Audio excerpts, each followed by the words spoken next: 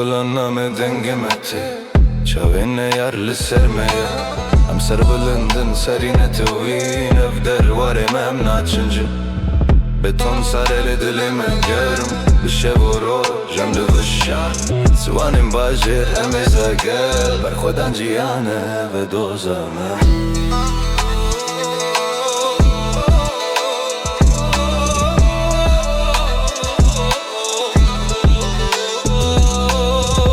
Natırsın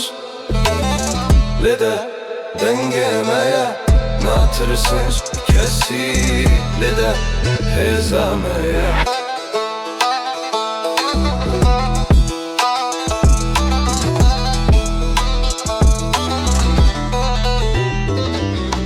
Sazamın de peyve li serê şoroyt Dengê kevnerdin av betonan û ew çi dibêjin bila bibêjin Em rêya xwe bizanin em bigerin Ji Amedê heta Berlînê Dengê me yeke evîna me ye Kolana Me ye meydana me ye Serê me bilind ve soza me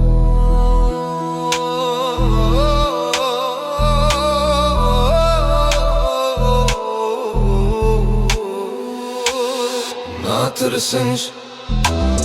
lede dengemeye Natırsın kesi lede hezameye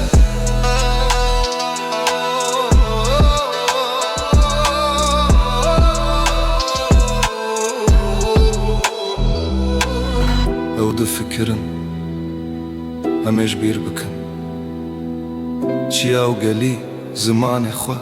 lê eva gir qet venamire Di dilê me de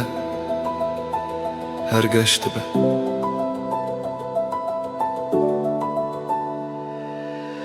Lede dengê me ye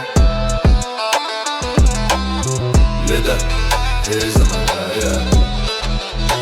Kolana Me Berxwedan